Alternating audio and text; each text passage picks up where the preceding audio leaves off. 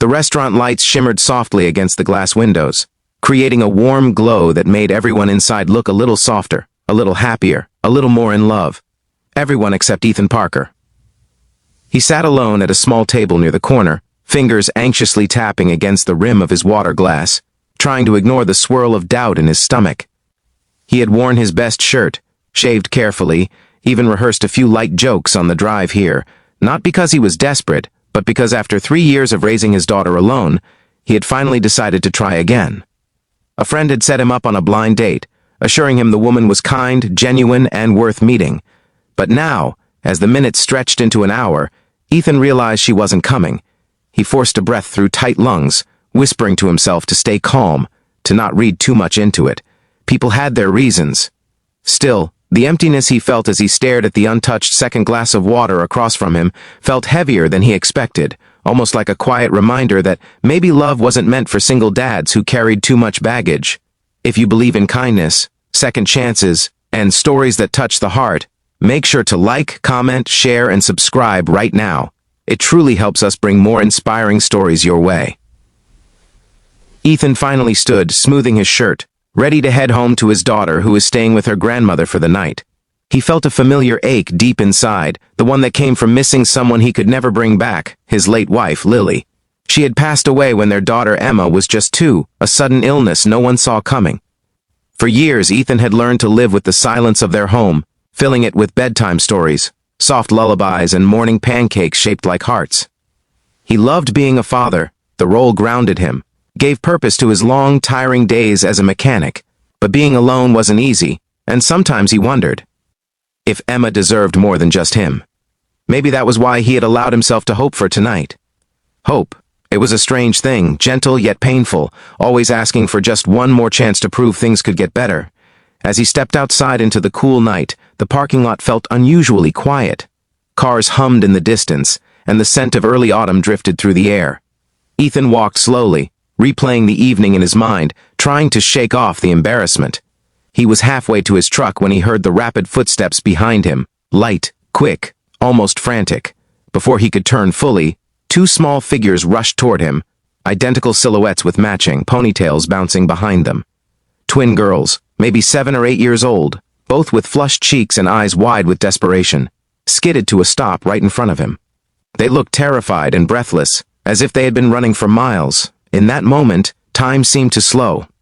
Ethan felt his heart jolt as one of the girls grabbed his sleeve with a trembling hand while the other tried to steady her breathing. Their faces were mirrors of each other, filled with worry, not the small worries children usually carried, but the heavy kind adults struggled to hide. Ethan immediately knelt, instinctively lowering himself to their height, sensing something deeply wrong. The world seemed to blur around them. He could feel the thumping fear radiating from them, like they were clinging to him as their last hope. They told him everything in a panicked rush. Their mother was inside the restaurant. Yes, the very same one he had been waiting in, and she wasn't waking up. She had been sitting alone at a table, head resting awkwardly on her folded arms, and at first they thought she was just tired. But minutes passed, then more, and she didn't respond to their shaking, their pleading, their tiny voices trying to reach her. They had run around the restaurant in tears, but no one seemed to notice them in the busy dinner crowd. They saw Ethan leaving, and something about him, maybe the softness in his eyes, maybe the fatherly calm he carried without realizing, made them chase after him, begging him to save her. A cold, sharp fear sliced through Ethan's chest. Without hesitation, he took the girl's hands and sprinted back toward the restaurant, pushing through the doors with urgency. People glanced up as he passed, some startled, some confused, but no one stopped him. The twins guided him to a corner booth near the back where a woman sat slumped forward, her dark hair cascading across her arms like a curtain. Her body was still, too still. Ethan recognized the signs instantly. A faint, shallow breath, pale skin, a kind of limpness that triggered memories he wished he didn't have. Memories of hospital rooms, frantic nights, and whispered prayers. He gently touched her shoulder, calling out to her with steady reassurance, hoping to anchor her spirit back to consciousness. For a moment, nothing happened. But then she stirred weakly, lifting her head just enough for Ethan to see her face, the face of the woman he was supposed to meet tonight. His blind date. The realization hit him like a wave, unexpected and overwhelming. But there was no time to question the coincidence. Her lips trembled as she tried to speak, but the words dissolved into a faint murmur. She looked exhausted, like someone who had pushed herself far beyond her limits. Ethan acted quickly.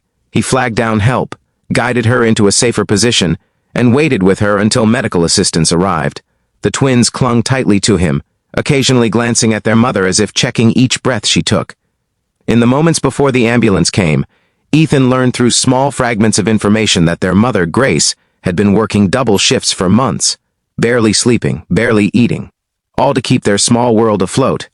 She had agreed to the blind date reluctantly, encouraged by her sister, but exhaustion had overtaken her before she even had a chance to say hello.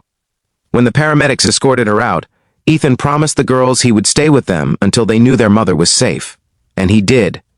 He sat with them in the hospital waiting room, offering comfort, keeping them distracted, reminding them gently that they had been incredibly brave. Hours seemed to stretch endlessly, but finally a doctor appeared with news. Grace was stable. Severe exhaustion, dehydration, and stress had caused her collapse, but with rest, she would recover.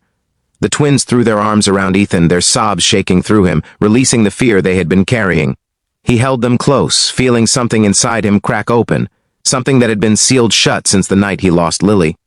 When Grace eventually woke, her eyes fluttering open beneath the fluorescent lights, Ethan stood in the doorway with the twins clinging to his sides. She looked at him with confusion, at first, then recognition, then gratitude so deep it silenced them both.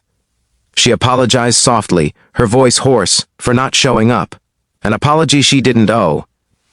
Ethan shook his head and reassured her that the only thing that mattered was that she was safe. He saw the weight she carried in the small tremble of her hands, the quiet guilt in her eyes as she looked at her daughters. He understood that weight. He had carried it too.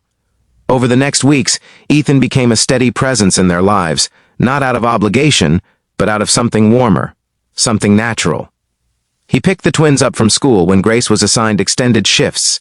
He helped with homework, taught them how to fix a bike chain, and even showed them how to make heart-shaped pancakes the way Emma liked. The twins quickly grew attached to him, and Emma, who usually kept her distance from strangers, adored them instantly. Their laughter soon filled his home, weaving itself into the spaces that had felt unbearably silent for years. Grace, still recovering, watched this growing bond with a mixture of gratitude and disbelief.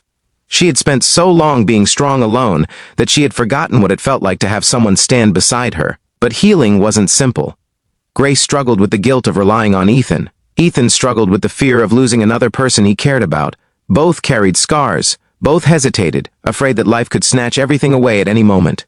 Yet slowly, through evening walks, shared meals, and quiet conversations, they found themselves leaning on each other, learning that vulnerability wasn't weakness, it was trust.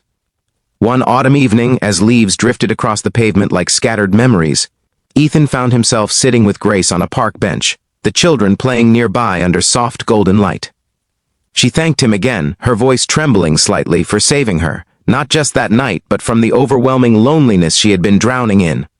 He told her the truth, that she and her girls had saved him too. They had brought laughter back into his home, warmth into his chest, and hope into a heart he thought had closed forever. Grace reached for his hand then, gently, almost shyly, and Ethan didn't pull away. He felt the world settle quietly around them, like everything was finally falling into place. If this story touched your heart even a little, please like, share, and subscribe. Your support helps us continue bringing meaningful and emotional stories to life.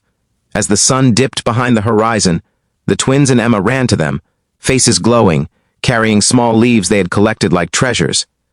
Their laughter echoed through the park, blending into the soft rustling of trees. Grace leaned her head against Ethan's shoulder, and for the first time in a very long time, he didn't feel alone. He felt whole. He felt home. Before we end, tell us in the comments, which moment in this story moved you the most? And as night fully settled, Ethan realized something profound. The blind date he thought had failed had instead led him to a new beginning, not in the way he expected, but in the way he needed. A beginning built on kindness, resilience, and the kind of love that arrived when life decided the heart had waited long enough. If you'd like another story, a YouTube script, or a thumbnail prompt for this one, just tell me.